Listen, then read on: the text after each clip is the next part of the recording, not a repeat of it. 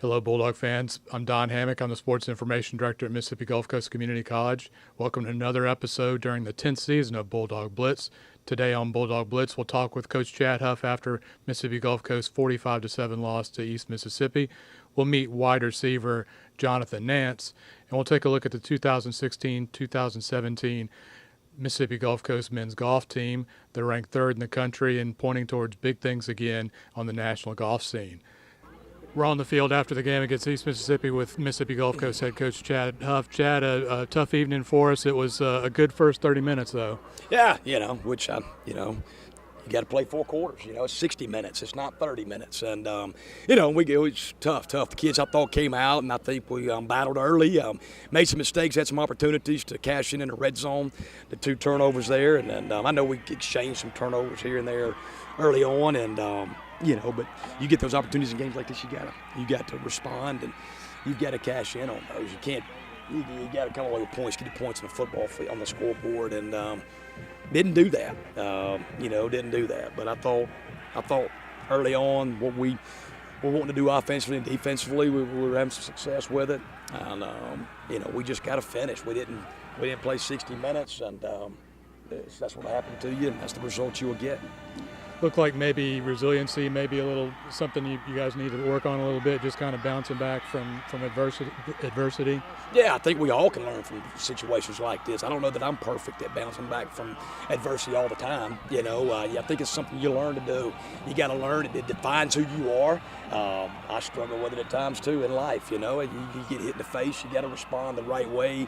When things don't go your way, you got to pick your head up, and you got to pull together, and you got to find a way. And I know tonight, you got a chance. You down 14-7, and come out second half, and you start off with a turnover, and then the next couple plays, boom, they cash in. It's 21-7, and credit to those guys. They did a good job. They got a good football team. I still think we got a really good football team. We just got to continue to get better. Learn from our mistakes, and that's what we've got to do. Did you see improvement from week 1 to week 2?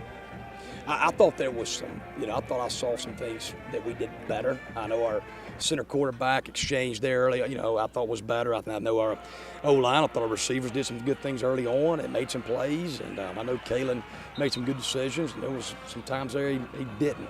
I know defensively, I thought we played hard. Offensively, didn't help, putting them in some bad situations. I'm going to have to go back and look at the tape and really critique it. And, I know we'll definitely see where we made a bunch of mistakes again. I'm sure that we got to play smarter, got to play physical, got to play tough, got to play for 60 minutes. And right now, we're going to go back to work, go back to work tomorrow, and good Lord willing, and we'll find a way. That's all I know what to do. I know just to keep grinding, keep working, staying positive, and if we'll do the things we're asking them to do and the things we're supposed to do, we'll find a way to have a chance. Now, one thing to be positive about, it's 0-0 in the South Division, and first South Division game coming up next week. Yeah, for sure. That's why these 2 games mean absolutely nothing for our goals that we set forth in this, to play for the South Division championship, play for a state championship, and we're 0-0. You're exactly right. Played 2 good football teams out of the North. Wasn't our best performances by no means, but we can look at it. It's like you said. It starts next week against Colin. We got to find a way to make our football team and fix our mistakes and continue to battle, continue to improve. Thank you, Chad. I appreciate the time. You bet, man. Thank you. I have a baby, and I knew that I had to do something to be a good role model to her. I want to be a nurse. I want to help patients as much as I can and be in the hospital setting. The parents that are in the class, we all know what we're going through. with each other, and we just, have each other's back, I guess. We help each other as much as we can, and we know that with kids, it's not so easy. We understand each other. We truly are a family. Next on Bulldog Blitz, we'll meet Jonathan Nance. The Bulldogs wide receiver was at one Division I school before coming to Perkinston to try and change his football path. I signed early out of high school, so I graduated high school early, and I just went ahead and made the decision to go to Southern Miss, where I thought I was going to play receiver. But I ended up playing corner because they signed me as an athlete. So from there, I just stayed up there the whole spring and went through the whole spring playing corner, and I contacted Coach Phillips, and they got in touch with my family, and then I made the decision to come here, where they told me I would get a chance to play receiver and do big things when I get here. So last summer I transferred here, and I just been going forward from there. Had a big off season with a little setback, but I came back hard, and now I'm here now grinding with the team.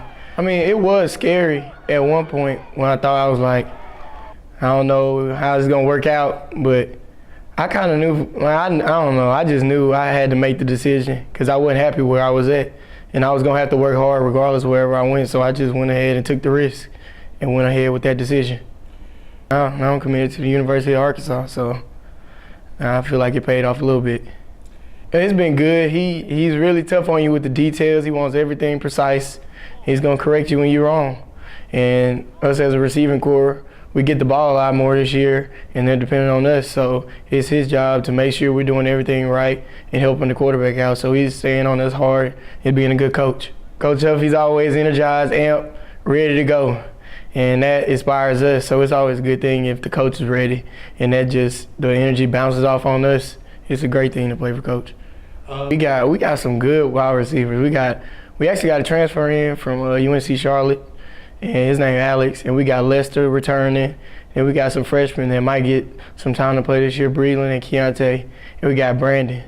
So I mean, and then me, we just got a lot. We got a lot going at the receiving corps. We just gotta make sure that we're doing what we're supposed to do and making the plays when we need to help out the quarterback and our team. Oh, it's good. I've been doing good. I've been doing real good on my grades, going to class. Just make sure I'm going to class and doing everything I need to do, so I'll be qualified to go wherever I need to, so I can graduate when I need to. So that's not a problem. Just take care of the academic aspects of it and then just go play football. They help me out a lot, and they support the football team. Everybody's in the blue around here, so it's not really a tough task when you go to class for them to help you. They help you at any point. Everybody around this faculty will help you.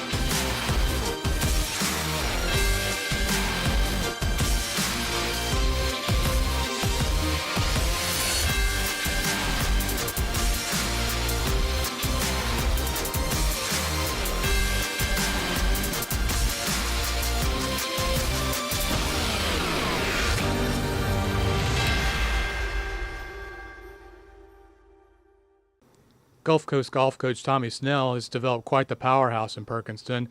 His teams have gone to 9 straight national championship tournaments and will be aiming for a 10th trip this spring. Well, I'm really excited about the prospects. I mean, we've got 4 outstanding freshmen who just came in and 4 sophomores that kind of lead the way, add to the experience of the team, and it's they're all competitive. I mean, any of the 8 could make the top 5 any tournament, so which is really good for me, which that means that the competition every day, like today, they're qualifying. We're going to Coleman on Sunday, and it's close, but from 3, really from 1 to 8, anybody can still make it with 3 rounds left. So I'm really excited about the competition that we'll have all year long.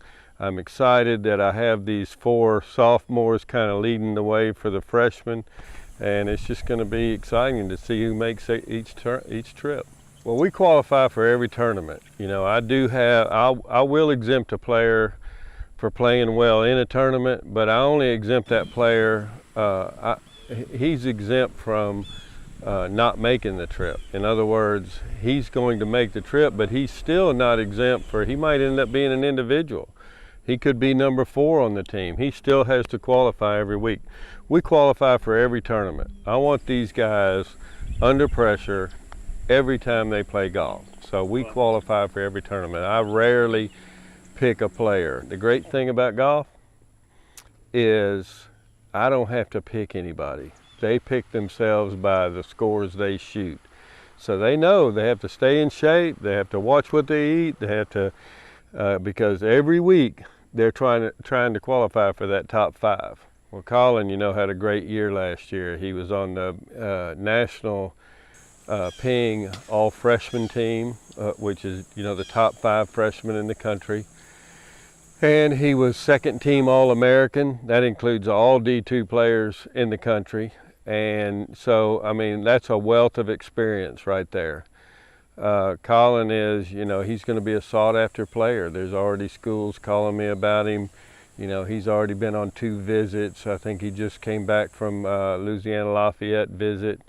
And so, I mean, he's a extremely talented young man.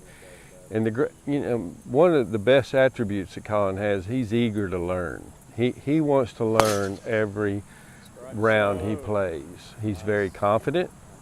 So, you know, that kind of, the other kids pick up on that. And that's really good to have that type of leadership. Yeah, I mean, I have 4 freshmen who, you know, I'm excited about all 4 of them. I have a freshman right now leading the qualifier. Jackson Wedgeworth is number 1 on the qualifying list. And I mean, it's close. 1, 2, 3 is I have 2 freshmen in the top 3, in fact. So, yeah, Jackson and Logan, Jackson's from Laurel, Mississippi, and Logan is from Baton Rouge.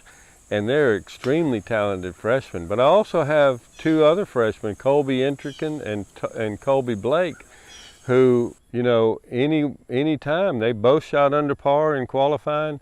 So, I mean, it's so tight, this qualifying. And then, you know, Brandon and Wyatt's playing extremely well. Wyatt's in the 4th position right now.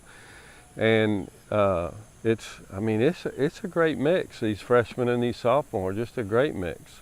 We're going to send 17 kids to nationals this year, which we as a district have decided we're going to send 3 teams and 2 individuals. So, you know, we've been very fortunate. We've won the region 9 years in a row, so we've gone to nationals 9 years in a row. But we've left some really good teams at home. Colin finished 3rd last year. Meridian finished 2nd to us. We beat them in a playoff. The year before that, Colin finished 2nd. I mean, those were really good teams and really competitive teams. What that means for our conference, the MACJC, is that when you have 3 competitive teams like we have right now, that all 3 of those teams, if they play well, have a chance to go to nationals, not just that one team. So I'm really excited about that. Thank you for joining us on Bulldog Blitz. We hope to see you Thursday, September 15th in Perkinston when Gulf Coast plays Colin. We'll see you next time on Bulldog Blitz.